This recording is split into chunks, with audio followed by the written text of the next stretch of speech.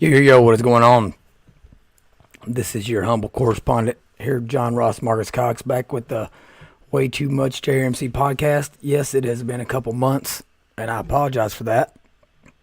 I have been out grinding away down in our state's capital here in Kentucky the last couple months, and I'll be honest, my plan was to put out, if not daily content, at least every other day or a couple times a week, whatever. And just ended up being so crazy busy that I couldn't get stuff out, in time. So my apologies. Hopefully next year I'm able to get a little more organized and get good stuff out to y'all. During the session in Frankfurt. So I'm trying to figure out how to start off today. Obviously, we've had some terrible news over the last 24 hours. I started to put a show out yesterday, and then the Nashville stuff happened, and I just didn't know if my mind was in the right place to be able to say, anything, productive or positive, or that I had any kind of take that was worth even mentioning. So I probably need to start there on saying, listen, that's obviously what happened in Nashville yesterday at that private school where several kids and several school personnel were shot and killed. I mean, it's just a terrible situation. My heart and prayers, my family's prayers all go out, to the victims of the person that committed the tragedy, as well as the people that lost somebody in the terrible tragedy. But as far as like that specific thing goes, that's pretty much where I'm going to leave it. I'll leave that for the more experienced pundits to dig into that. Now, obviously, some stuff we're going to be talking about today is pertinent and is relevant to that discussion. Just know that that's not. I'm not talking about this stuff today because of that. Because of what happened yesterday. The things I want to talk about today have to do with what's kind of happened here in the state of Kentucky over the last couple months. So, just a couple real quick house cleaning items. Obviously, y'all can find me on Twitter at Way Too Much JRMC. Find me on YouTube, Rumble for the video podcast. Or you can find me pretty much on any of the audio ones. Just search the Way Too Much JRMC on Spotify, Amazon, Apple. All those bad boys. You can find me. So, lots happened. I'm trying to figure out how to actually slow down a little bit and put out a show that isn't totally scatterbrained. But I think I have I like to have some articles, and yes, I'm going to be talking about Kentucky today. But like I have been saying all along, I feel like Kentucky is in a unique position in the country. Always has been a gateway to the, started out as a gateway to the West. We have our culture here is very, it's just very, we'll say traditional, conservative, whatever. But we've also been a very, Democrat state as far as from a state legislature standpoint goes. I mean, so I just feel like Kentucky is very indicative. Our culture is very indicative of what's happening across the country, and if it's happening here, like I've been saying, I think it's happening everywhere. And I think that what's happening in our legislature this session, if that is true, it's a good sign. But yeah, so let's start out with this here. So first, this article I'm going to read here to you. It's from Reuters. This was put out on February 15th of this year. The title of it is GOP Primary Voters Want Presidential Candidates to Embrace Culture War Issues, poll finds. So let's just read through this. So a new poll of Republican primary voters found that the vast majority want the party's presidential candidates to lean into culture war issues, especially when it comes to education and healthcare. The survey released Tuesday and commissioned by the Conservative Pro-Family America Principles Project found that 93% of 1,000 Republican primary voters surveyed want presidential candidates to prioritize parental rights and school curriculum transparency. There was also significant GOP voter enthusiasm for candidates who backed federal laws banning permanent sex-changing medical procedures for minors, 76%, prohibiting biological males from competing in girls' sports, 69%, and requiring age verification measures for pornographic websites to protect kids, 86%. According to the poll conducted by On Message Inc., between January 30th and February 5th. GOP leaders and candidates should take from this poll one important lesson. And yes, I provided this article to several people in our state legislature because I'm excited to tell you in a few minutes about kind of what's transpired down there. So there was one important lesson. Voters expect them to fight wokeness. Support for policies protecting families from gender ideology is off the charts, with the majority of the base showing a strong preference for tackling these issues. Meanwhile, approval of Republican establishment priorities was much more muted, with most of those surveyed even agreeing that GOP elected officials have given up too much ground in the culture war. The poll shows the enthusiasm Republican primary voters have for many culture war issues. It also found that those voters expressed less interest in more establishment-preferred issues like reforming Social Security and Medicare, 64%, using a pathway to citizenship for illegal immigrants, and here's the one I like, and providing funding and military aid to the Ukraine. According to the poll, a majority of voters who consider themselves somewhat or very conservative said they would prefer a presidential candidate who prioritizes combating the left's social agenda. In the poll, Florida Governor Ron DeSantis edged out former President Donald Trump by 15 percentage points, 53-38, in a hypothetical head-to-head Republican showdown. So, this article, I'll read you that last part about Ron DeSantis over Trump by 15 points. I get a lot of this push when I talk about this. People think that it's only the Trumplican base that are in agreement with what I'm saying are the issues we need to be focused on. It's not true. Doesn't matter if it's DeSantis types or Trump or Trumplicans. Okay, like all those people inside the Republican Party, conservatives and moderate Democrats and independents. Even though it doesn't talk about that in here, there's data to show that as well. Want these social culture war issues to be fought. Because listen, guys, politics is downstream from culture. Okay, so if we think our politics are heading the wrong direction in this country, it's only because we are not strong on our cultural values at the moment. You know, and I firmly believe that. So, Frankfort, Kentucky legislative session 2023. Let me say this, like, what a ride. As y'all know, I started going down there last January, so about a year ago. I'd never been involved before, didn't know anybody, and it was tough sledding. You know, we get the mask bill out of the house, but trying to keep kids out of masking and vaccines or whatever, but every appointment that I got was, I had to grind it out to get it, to get in there. It was like one misstep, and I know I was probably going to be out of there. Called myself the house hillbilly or whatever. This year, started going back down there again, and I kind of expected much of the same, but man, I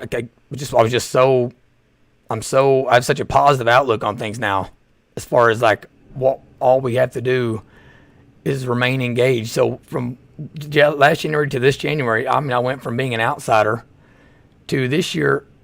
I couldn't really even schedule appointments before going down there because I just didn't know what the day was going to look like, and I knew I'd probably end up having to cancel several. So I'm down there almost every day they're in session, and the entire time that we're in session, I'm in appointments constantly, getting home 7, 8 o'clock, missing football practice, all that stuff, and y'all know that it hurts me right there. Now, as far as the legislation goes, here's what I want to say. We're fighting the good fight, and we're winning. Now, it wasn't always certain in my outlook that we were winning. Okay, I'm not going to lie about that. What I am going to say is there were moments. There came a moment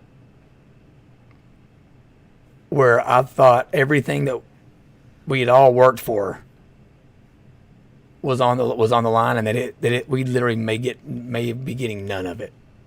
Okay, so as far as any of the parental rights we were going for, any of the curtailing of the teachers' union power in the state, didn't think that was going to get dealt with. I didn't know if we were going to get a Second Amendment bill passed or not. And literally from one evening to the next morning, it went from me thinking I just wasted the last 14 years of my life, to almost being like unable to comprehend what had happened. Now, did we get everything we wanted? Absolutely not. We didn't. But we got some dang good stuff, and we'll talk about, all that here in a minute. But what I'm trying to think of how to say this. Just to sum up where I'm at right now mentally, is it's obvious to me that we're on the right track, and that social conservatism, Christian conservatism, traditional conservatism, constitutional conservatism, those are absolutely the path forward. Those are the only things that we can rally enough people behind to get a base to where we can really forge a path and enact legislation that gets this state, this country, looking like what we want it to look like for our kids. And so just to talk a little bit about what we were able to accomplish this session. So we got an obscene books, obscene materials bill passed through the legislature. Now, is it perfect? No. Is there things I wish we would have done differently? Yes. But we got something through that I know a year ago they had no interest in, and giving parents and litigators another way to be able to go in and try to challenge these books and these materials like gender queer and all that, to get them out of schools. We got a parent's bill of rights through. I mean, it wasn't, again, if y'all remember the bill that I talked about through several episodes, we did not get all of that through. I wish we'd have gotten more through. But what we did get through was all stuff that, honestly, a year ago, again, they wouldn't have been willing to consider. So it's like we've got it in there that in the state of Kentucky, they're going to have to give every parent a listing of all the questionnaires and assessments and healthcare deals that's going on inside schools. All right. The Kentucky Board of Education isn't going to be able to require or recommend that any school district keeps any information from a student's parent. They can't require or recommend policies or procedures for the use of pronouns that do not conform to a student's biological sex as indicated on the student's birth certificate. A school district cannot require school personnel or students to use pronouns for other students that don't align with their sex. Before administering any well-being questionnaires or assessments or health screenings, they have to give the parent the ability to opt into it and not opt out, but opt in. Children in grade 5 and below are not to receive any instruction through curriculum or programs on human sexuality or STDs. And any child, schools can't give to any child, regardless of grade level, any instruction or presentation that has a goal or purpose of students studying or exploring gender identity, gender expression, or sexual orientation. That's K through 12, people. So we've been asking Kentucky to lead from the front. It's the strongest language right there you're going to find in the country. And then they institute policies to notify a parent in advance and obtain the parent's written consent before the child in grade 6 or above receives any instruction through curriculum or programs on human sexuality or sexually transmitted diseases authorized in this section. Now, there's some stuff in here I don't like. I ain't going to hit on that now. We can dig into that later. Okay, but we also got through what we'll call the trans surgery bill. I hate using it like that. I hate using that term, but we basically got through that. No doctor can prescribe or administer any drug to delay or stop normal puberty. Can't prescribe or administer testosterone, estrogen, or progesterone in amounts greater than would normally be produced in a healthy person of that same age and sex. Doctors can't perform any sterilizing surgery on any minor. Can't perform any surgery that artificially constructs tissue having the appearance of genitalia differing from the minor's sex, including, it's got 3 different ones, vaginoplasty and a couple others. And they can't remove any healthy or non-diseased body part or tissue. And then if any doctor does do that, All right. There's going to be a statute of limitations that says that extends to the date of which the person that it was performed on is 30 years old, or within 3 years from the time the person discovered or reasonably should have discovered that the injury or damages were caused by the violation. Okay, so it's a pretty tough bill here.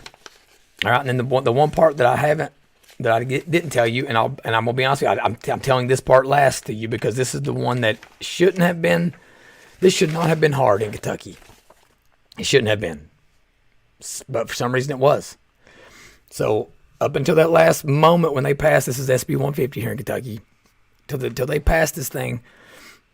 Up until the night before, I thought they were going to be passing something that just said schools had to institute a restroom policy and had to notify parents of what that policy was. And I was running through those hallways basically screaming, y'all cannot do this. Because the only side that litigation is coming from is from the left. So all that was going to happen was rural parts of the state where they weren't allowing boys to use girls' bathrooms, we're going to be forced to now put it into policy and make it official that they were allowed, like they had to let boys use girls' bathrooms, because otherwise there's going to be litigation coming from the ACLU, individual, parents, and most importantly, the Biden administration. Just earlier this year, actually, no, it was mid last year, the Department of Agriculture sent Oldham County, Kentucky's public school district a warning, basically saying if they were to discriminate against a trans kid that was saying they were a girl but they were born a boy, they were going to withhold all their lunch money funding. So was any school district going to be able to stand up to that and forego that funding? I don't think so. So it was imperative that either nothing got done on the bathroom issue, or that they did exactly what needed to be done, which was saying boys can't use girls' bathrooms. But I'm telling you, until the morning that I saw the bill that got redone, it wasn't getting done, but it got in there. So as of now, in the state of Kentucky, well, as long as our legislature overrides the governor's veto, boys won't be allowed to use girls' bathrooms. Now I'm gonna give a shout out to my boy Bill Wesley, Representative Bill Wesley, for working with me, putting up with me, trying to do everything humanly possible to get his language through in whatever way that we possibly could. If it had been any other person inside the legislature, it probably would have been contentious between two colleagues. But luckily, I'm not a colleague. I'm a nobody down there, and so he knew I was coming from the right place, and I was just trying to help him get his stuff done. And I really appreciate him for that. So now this obviously used to be several other bills. They combined it all into one. So I'm giving a few shout outs here to obviously Representative Josh Calloway, been a close friend of mine, long time here. Same goes with Senator Lynch Titchener here in Kentucky.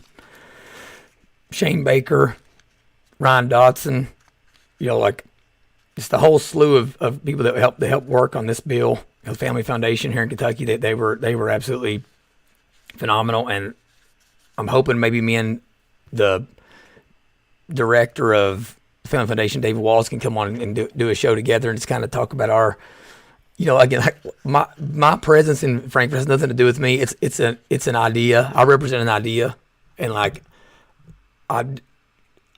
do want to I make everyone uncomfortable, even though I don't try to do that.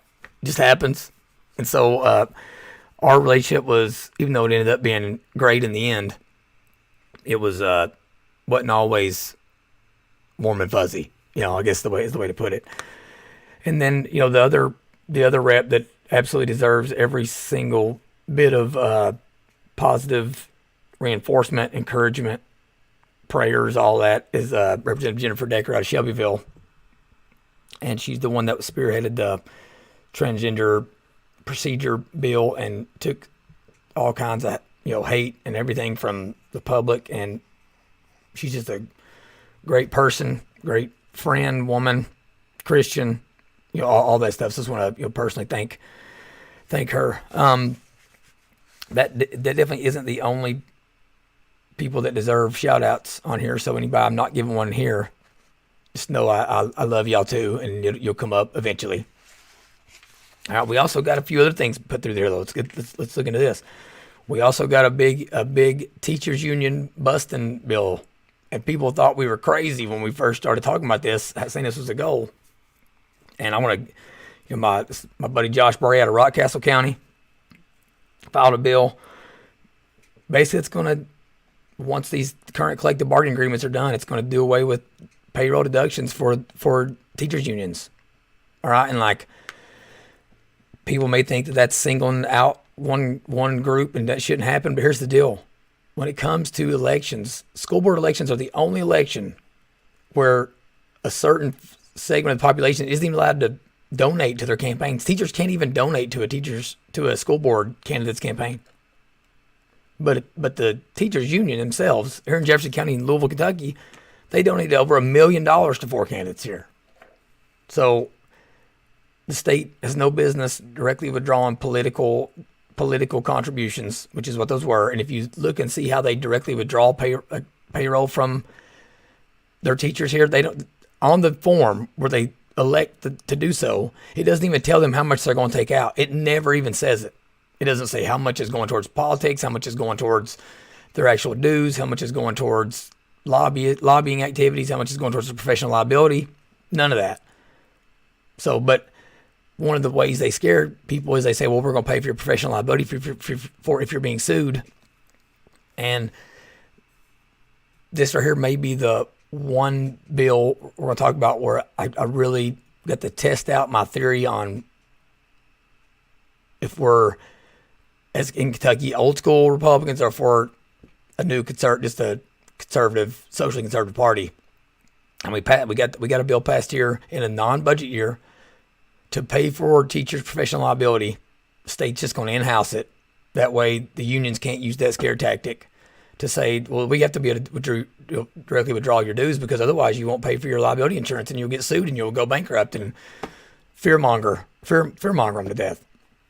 So we got that through. Another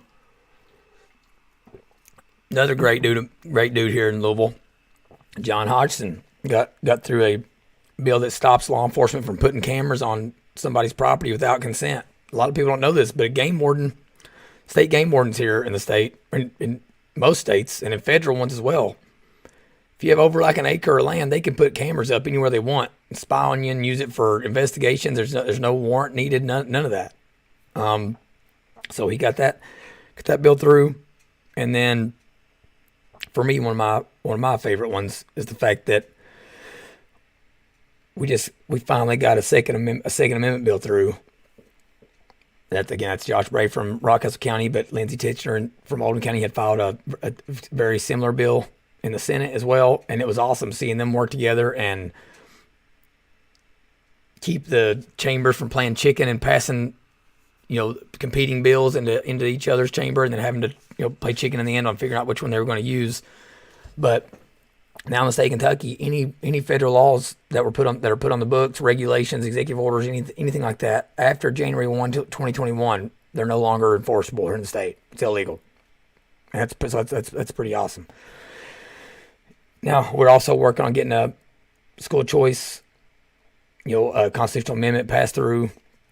We got Keys money opened up to where students from the state can take money that they got from their GPAs and ACT scores and can go towards trade schools now.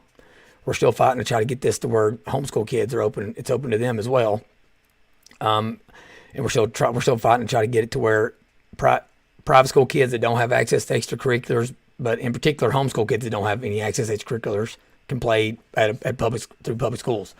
So we still got a lot of stuff going on, and it was just awesome watching all the new reps shake and bake, and like just be more transparent and vulnerable and be willing to look silly and go out on a limb to try to do the right thing.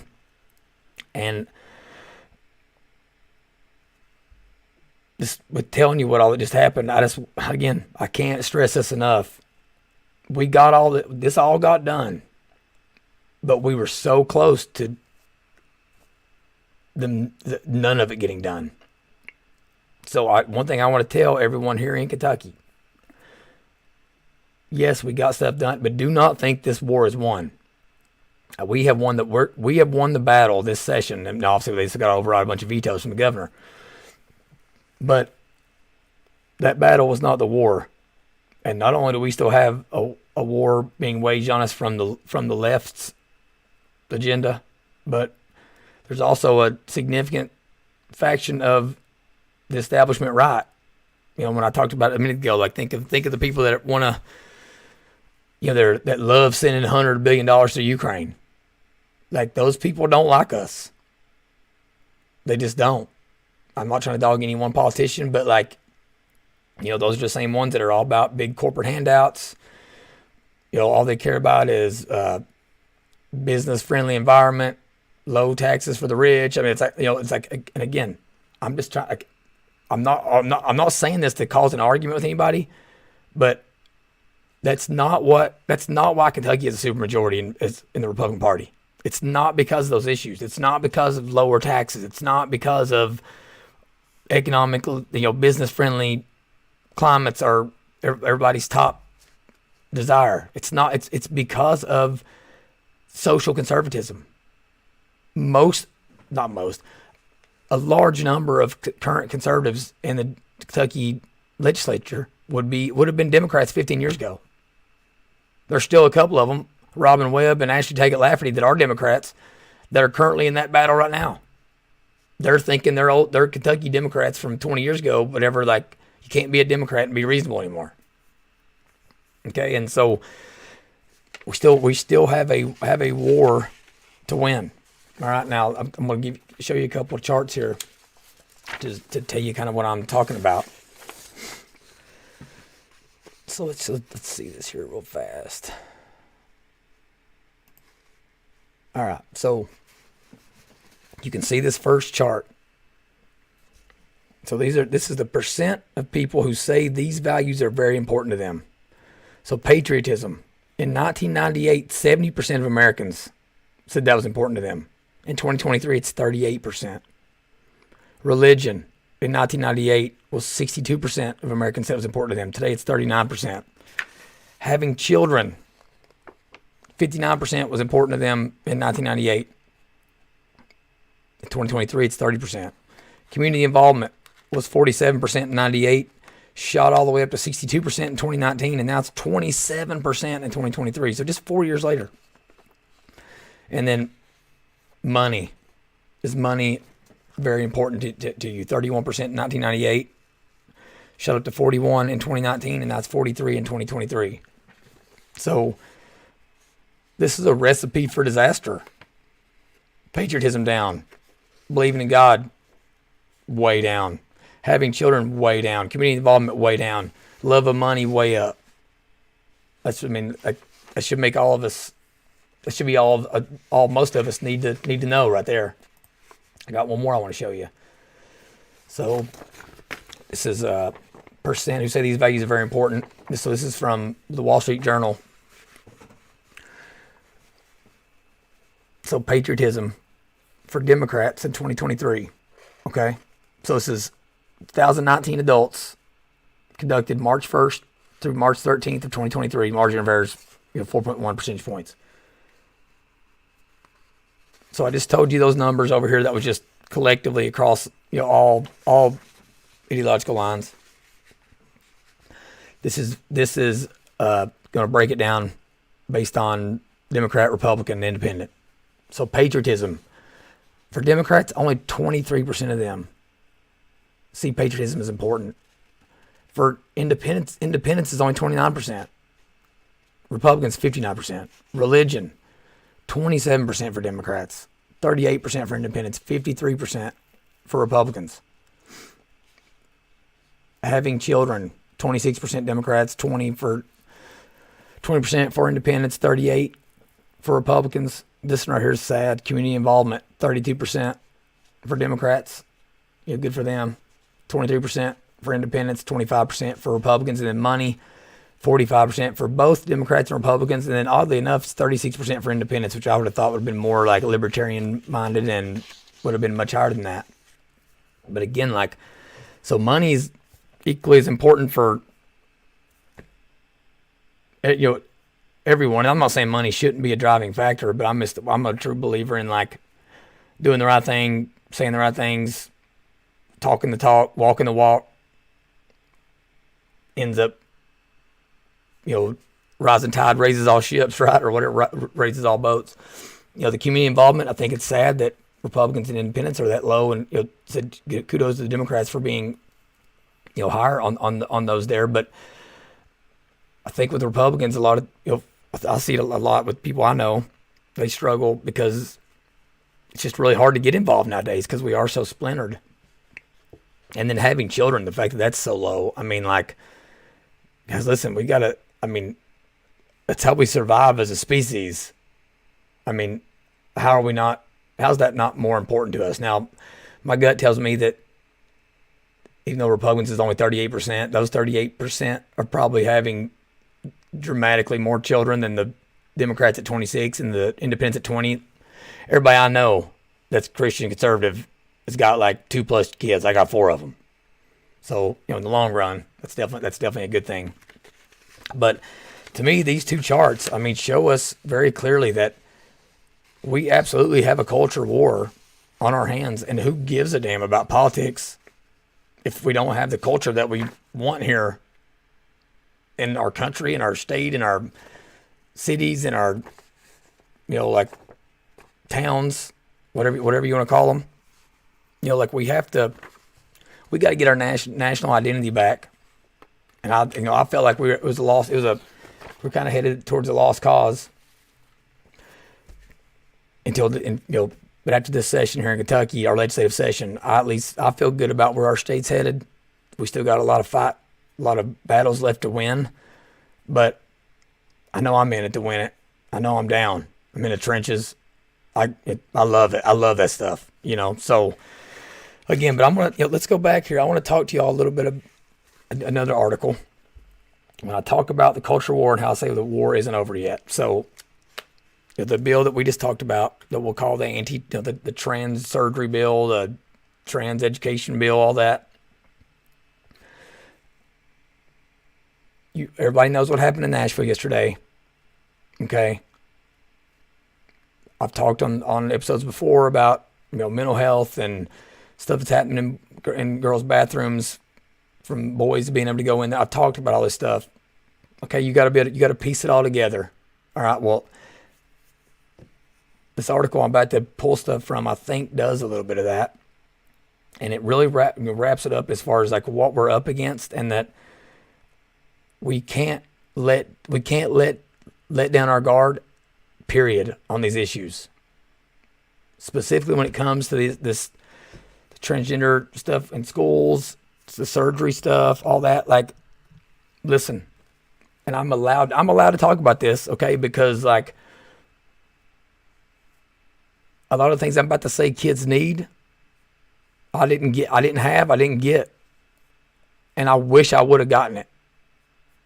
Number one, like, just discipline. I love my mom, love my mom, pap, all that helped raise me. Never had a bedtime. Never. Could stay at people's houses anytime I wanted, walk around, be out till God knows when. All that. How I'd stayed off drugs and alcohol and stuff, I'll probably never know. Actually, I do know. If my dad wouldn't have died of an overdose, I probably would. I'd be on it. I'd be on being the bottle or snorting stuff up my nose right now. I know that for a fact. Okay. Clarity.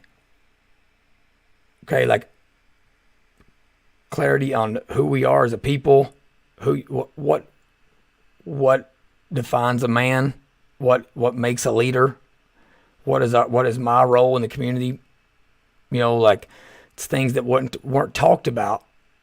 Government, role of government, civics. This is all like we fundamentally have a breakdown in parenting and just adulting in general. Okay, I was reading an article last night here in Louisville about this youth panel that's on our city council now to help advise on the violence epidemic and like gun violence in the city. And every time I turn around, everywhere I look around, I hear all this stuff about youth voices, youth getting feedback from youth, all stuff. I don't want I don't want kids' feedback. I'm sorry.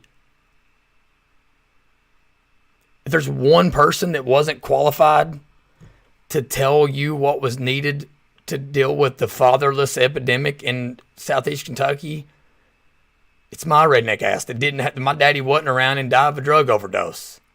So why would we put me on a panel to tell you what I think needs to happen when I've never even seen what should happen in the first place? We're bringing on these youth to talk about what needs to happen with gun laws that's never been taught about the Bill of Rights, the Second Amendment. Okay, I'm tired of us being lazy and acting like kids can tell us what they need. They don't know. They think that it's fine. They'll be fine if they eat a bunch of sugar. Okay, I can prove it. I got 4 teeth missing in my mouth from where I didn't brush my teeth growing up. I struggle eating as a 36-year-old man because I don't have a molar on either side of my mouth where I have a tooth above it. I'm just being real with you. So this is from Joe Girth. This is his article in regards to this trans bill or whatever. It says, why Kentucky's anti-trans bill may leave 60,000 people without a medical specialist. About 60,000 people in Western Kentucky may be without a medical specialist in their community because of the anti-trans bill that legislators pushed through in the waning hours of 2023. Without a whole lot of thought and with just a fraction of the debate that you would expect for such a sweeping piece of legislation. That's a blatant lie.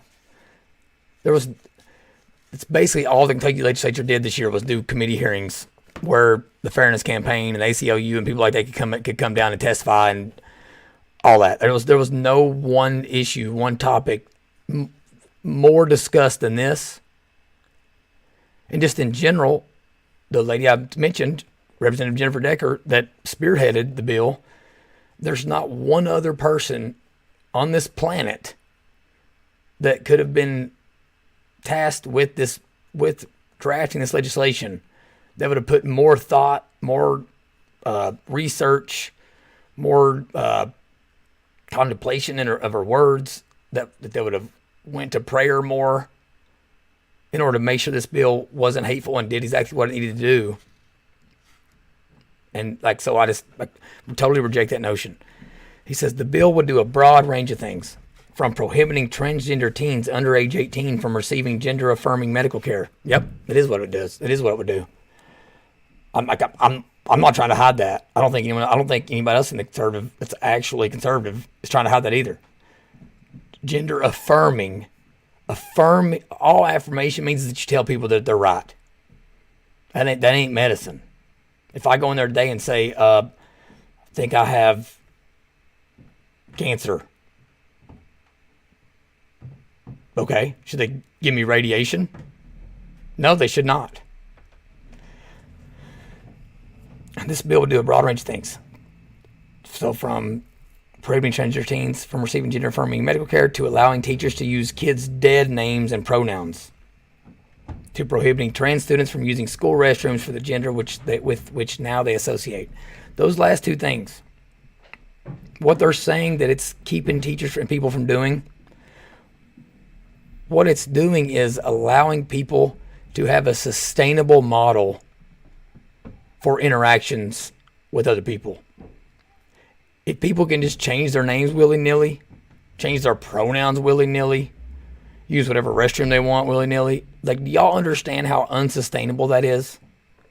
Especially if we start getting into things where we start trying to say that it's like discrimination or what do they call it? Harmful language or whatever. Hate speech. It's totally unsustainable. You can't legislate that someone can just change their name on a dime. If I want to add a middle name to one of my children, I have to go to court to do that and sign affidavits and get them notarized and everything. But we just want a kid to be able to change his name or his pronoun. First of all, it's pronouns are what they are. They're not debatable. It's part of our language. And then this using school restrooms for the gender with which you now associate. Here in a minute we'll get into this and what the left's what their new angle is on this, on trying to fight against the fact that it's only little boys that want to use girls' bathrooms. Okay, but they're trying to change the narrative and make it sound like there's all kinds of little girls want to use boys' bathrooms. It's a lie.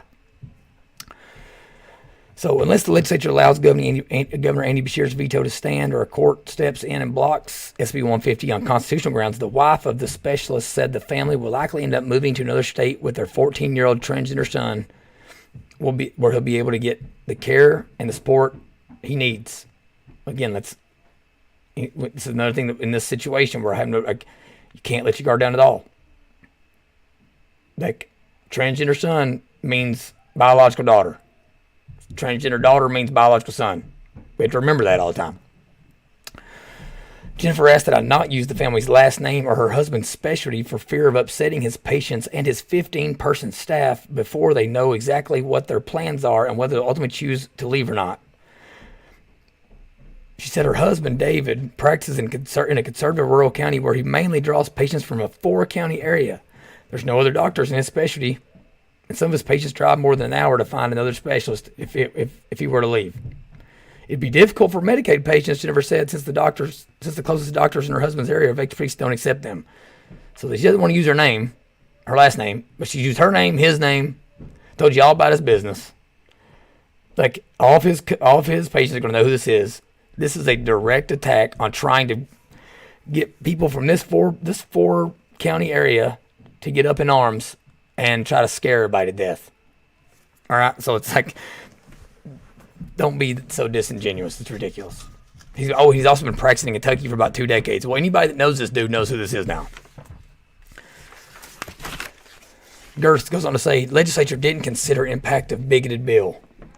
Actually, I'd say we're the only people that have considered the long-term consequences of this bill. Okay? Y'all want to chop off the genitals. Y'all want to chop off the genitals of children.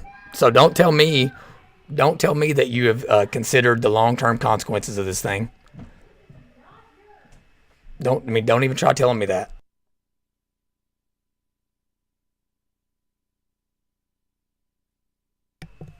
He goes on to say the legislature spent absolutely no time during the interim discussing the measure or learning about transgender issues. And then when they heard from medical professionals in a few hearings in Frankfurt who urged them not to pass a variety of transgender bills, they dismissed everything they said. How about, again, no topic got more committee hearings and more time in committee than these issues, okay? No other topic. And how about maybe they did dismiss everything they said. You know why? They've done their own research already. Okay, that's where, like, Democrats and the left get, like, they're so emotional. They could do a year's worth of research and then be swayed on emotion. Okay, like, one thing I'm grateful of that I'm learning, and I've learned this, from my wife and just how successful she was in sports and school and all that. You set a goal. You develop a plan, a strategy, a game plan on how to achieve that goal. And then you let the chips fall. Okay? Like, you don't throw out the baby with the bathwater. You don't throw out all your planning and all your strategizing, all your research because somebody's crying in front of you. Okay? Like, if that was the case, again, my kid would never go to bed. They would do whatever they wanted to do. They'd eat whatever they wanted to eat. Okay? They didn't consider how businesses and professionals would look at a state that would pass such a bigoted law, and they didn't consider how it would affect the professionals who have a transgender child in their family or the communities where they live when they decide to leave. Again, we're the only people considering these children. We're the only people. It's called enabling behavior. I firmly believe one reason my father is dead of a drug overdose is because of the enabling nature that my Granny Cox had. Okay, she let him live there and do all his drugs, and everybody knew he had a problem.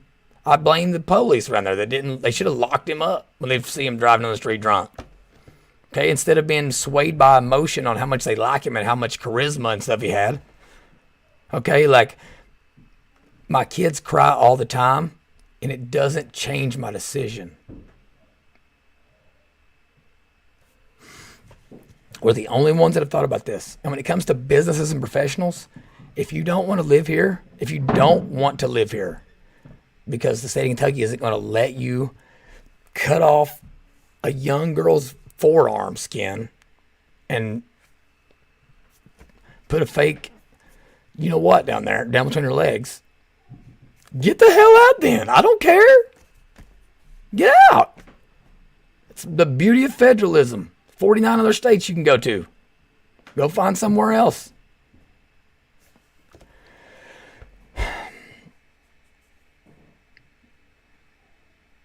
Unlike some other parents and grandparents who testified, Jennifer said in the interview her son didn't show any signs of being trans as a child. When he was little, it was tutus and sparkly dresses, everything pink, she said. The only thing was he always said he didn't want to be a woman and didn't want to become pregnant. Again, she's talking about her daughter. So her daughter's saying she didn't want to become pregnant. Okay, like, you don't have to get pregnant. But about 3 years ago, as puberty set in, her son, her daughter, who had always been happy and cheerful, began to change. So again, as puberty set in, her daughter started getting moody. Say it again. Her daughter hit puberty, and she started getting moody. Who'd have thunk it? I've never known a 13-year-old girl, to get moody.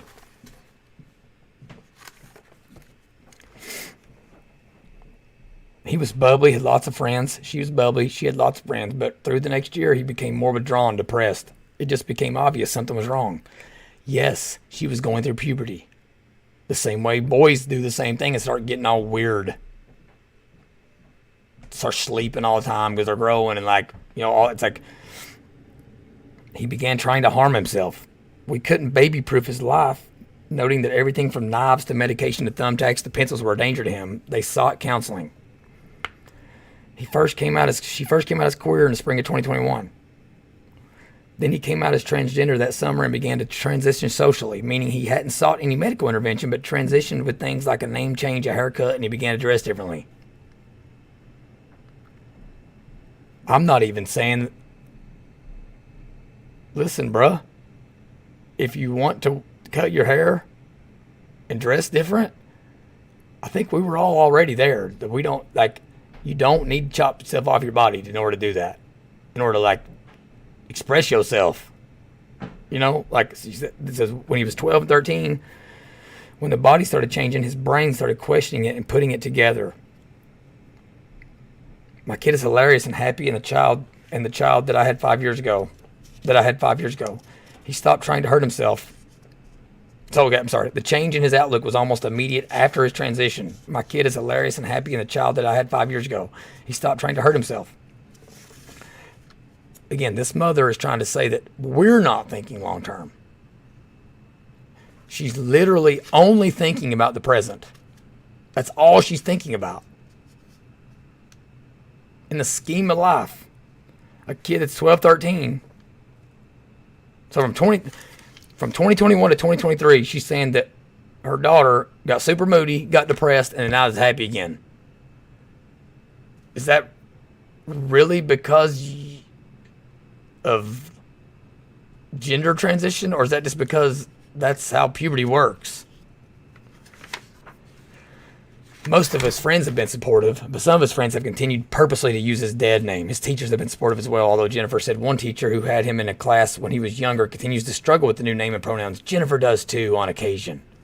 Her only issue with the public school he attends came when another boy asked in graphic detail what genitals her son had. They said it was a teachable moment. Jennifer said, it wasn't a teachable moment. That was a suspendable moment. Listen. The only reason that kid's talking about this is because you're talking about it. I watched a thing yesterday on Twitter where Morgan Freeman was being interviewed on 60 Minutes. And it was like, they were asking him, Mike Walsh was asking him, how do we get rid of racism? You know what Morgan Freeman said? He said, we stopped talking about it. We stopped talking about it. It just so happens that all of a sudden, 10 years ago, people are talking about gender transitioning, and all of a sudden we got an explosion of it. Something like 1 in 5 kids today question their gender or say they're gender fluid or something like that. Again, what you permit, you promote. We permitted it as individuals, as communities, as churches. We permitted it, and thus we promoted it.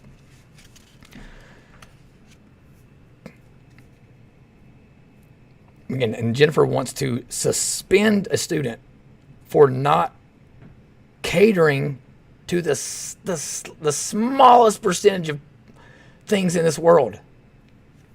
It's ridiculous. But worries over misgendering and bathroom assignments. But now Jennifer said she and David are worried about the new law. The only medical intervention her son receives is birth control to stop periods and to stop the hormones from raging through his body that can bring on gender dysphoria and put him in a dark place. He's already got gender dysphoria, so this shit ain't being brought on by anything. Sorry for saying another S-word, onions.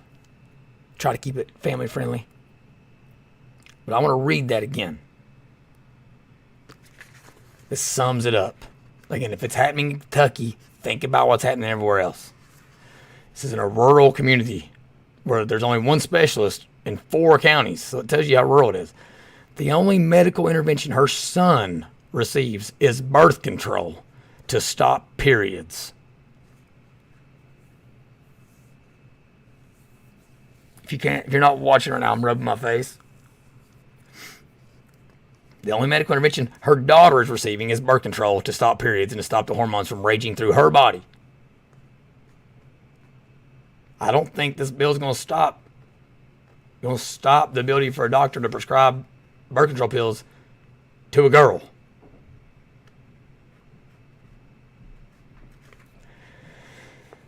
Jennifer said she doesn't know if his doctor will be able to prescribe birth control pills once the law takes effect. That's why I just said what I just said. I forgot I should have waited till that. But listen, Jennifer, if that's your take, you are so unintelligent, and I feel sorry for your child. If you think this bill is going to keep a doctor from prescribing birth control to a biological female, I don't know what to tell you. Her son has never been on puberty blockers because he came out as transgender too late, and he has decided he isn't ready to start hormone therapy, which will cause him to grow a beard and mustache and look and sound more like a boy. Exactly, that's what we're saying. They shouldn't be able to do it until they're an adult, and they're making that decision for themselves. Jennifer said she's glad he chose not to do that now, but wants him to have that option if and when he decides to go that route. Touche, that's what we want too. But shame on you for saying you're glad he chose that.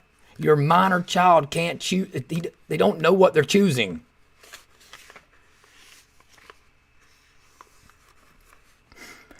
He just wants to wait a while and just enjoy being little. Well, good luck with that, because you're promoting her not being little. Because if they're just focused on being little, why would they care about if they had a penis or a vagina? I don't want a permanent change, at least not yet, but that's between me and the doctor, and my child and the doctor, and my husband and the doctor, and not the legislature. No, that is between your child and their doctor once they're an adult. You can't let your child snort cocaine either. You can't let them smoke cigarettes, or at least they can't buy them. You shouldn't be allowing them to have sex yet. And again, I can say that. Sorry, I keep yelling in the mic. I can say that because I've been very honest and transparent with all y'all. I started having sex when I'm gonna try to be fair to myself. I just turned 13 years old. And that was consistent from there on out. Should not have been allowed to take place. It did not. No matter how much I thought I needed that sex, I did not. All I did was put myself at risk of everything.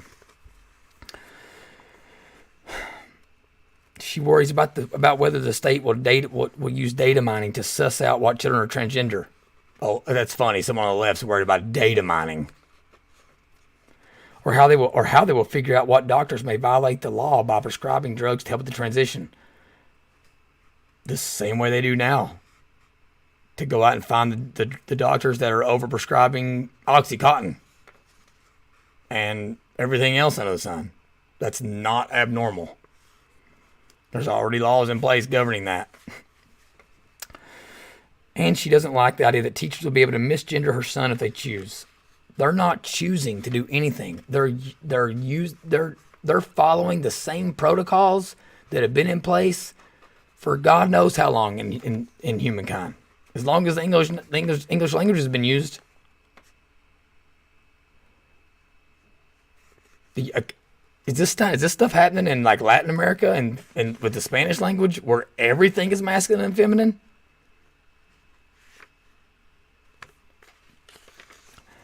But her biggest concern, this is what I was talking about earlier, her biggest concern is the part of the bill that says her son must use the bathroom of the sex he was assigned at birth, because there's so many little girls trying to use little boys' bathrooms. Oh my goodness. We can't keep those girls from using boys' bathrooms. This might be the only kid, if this is true, this might be the only one in the entire United States of America that's wanting to go in and use a boys' bathroom. Nobody wants to use, I don't want to use a boys' bathroom. Toilets are gross. Piss all over the floor from the urinals. Half the time you walk in there and boys are playing swords with pee and peeing all over each other. Walk into a little kid's bathroom and tell me you want to go in there and like use it. I'd rather use a porta potty at football camp.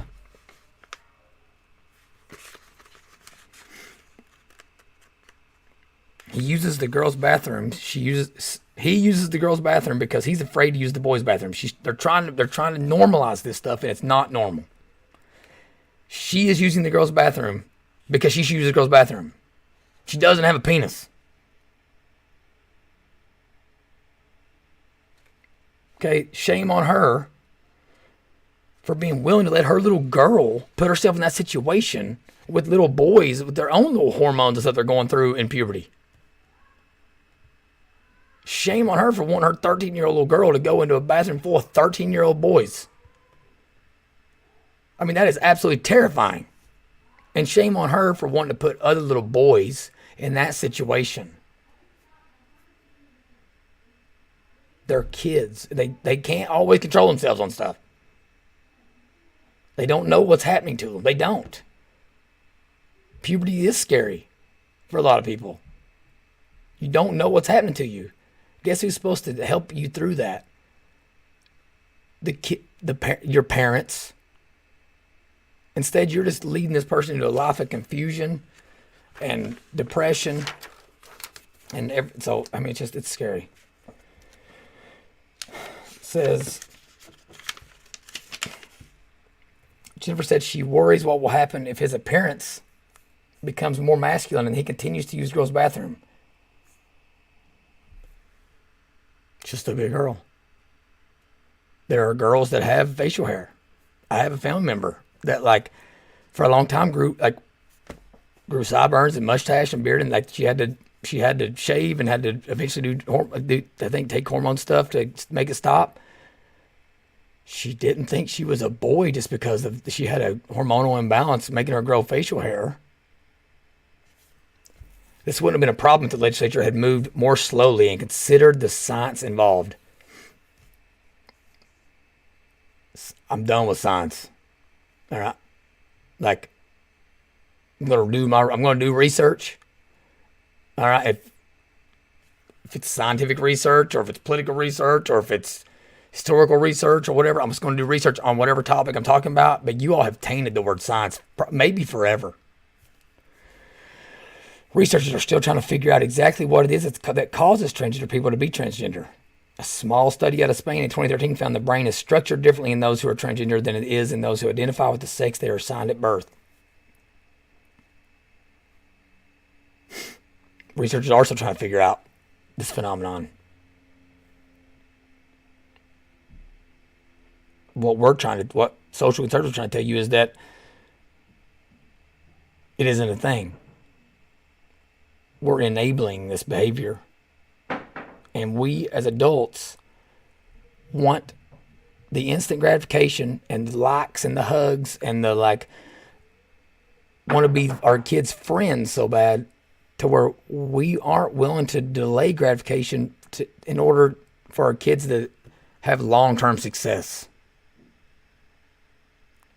Jennifer worries that a state law passed on a whim. It's such a lie, Girth and Joe Girth, and you know that's a lie. Will harm her son, daughter, when legislators don't understand what is going on because the experts still haven't figured it out. Exactly. So the experts ain't figured it out. Why on God's green earth are you even contemplating letting your son or daughter have a sex change? You're lucky we're not criminalizing the parental behavior. And it's just going after doctors. I'd be fine with locking up parents that do it. And she worries those legislators will cost 60,000 patients in rural Kentucky a doctor they desperately need. You know what? I think there's a whole lot of elderly rural Kentuckians, just like during COVID, whenever they wouldn't let grandparents go watch their grandkids' sporting events. I think there's a whole lot of rural elderly Kentuckians that would say, you know what? So be it. If it protects kids, get them the hell out of here. And that's what I love about Kentucky is, at the end of the day, we are still old school in those regards. But shame on Joseph Girth from the Courier Journal for this article. Shame on Jennifer, whatever. She didn't want me to tell me her last name, but she basically put her W-2s on here and her LLC paperwork and her family history on here. So thank you. You're so intellectually honest. Promise. So I guess I'm gonna end with this. Social conservatism is alive and well, especially in this state, in this great state of Kentucky, Commonwealth of Kentucky.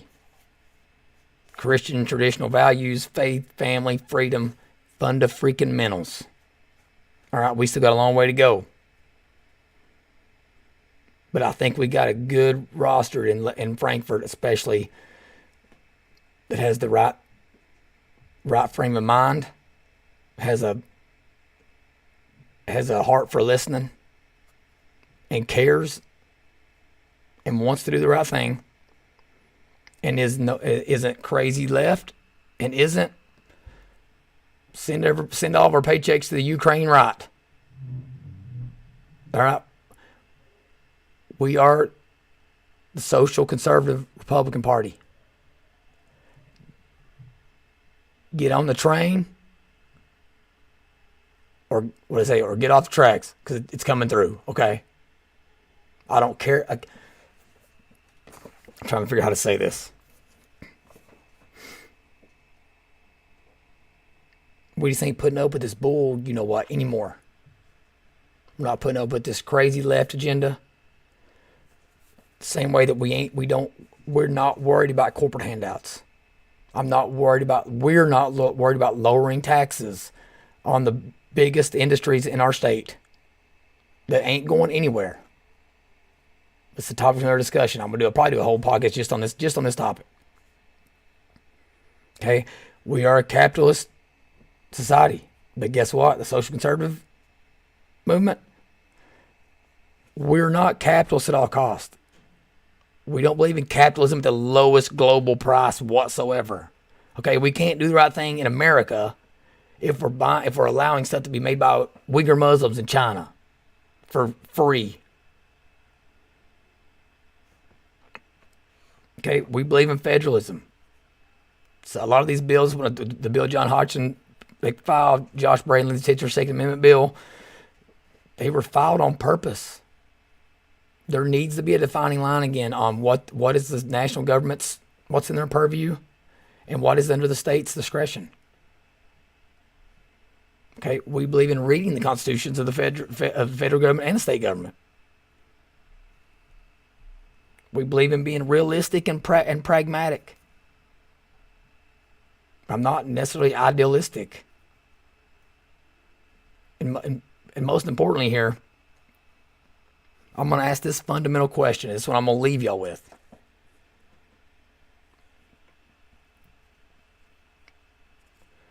The most important thing going forward for our conservative movement is to realize that here's the main question.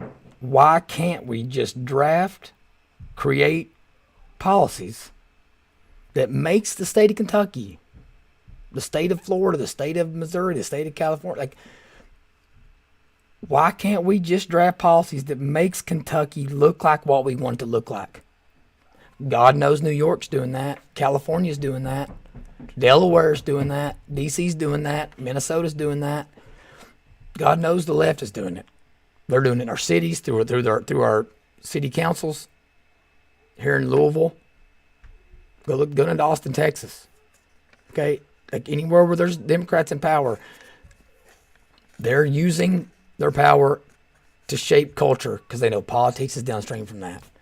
And I'm not asking us to go outside. That's the beauty of our Constitution. Everything is, if we'll just use the authorities that's given to us in our constitutions, we can accomplish that, and we can make this state and this country look like what we want it to look like, and make it a better future for our kids.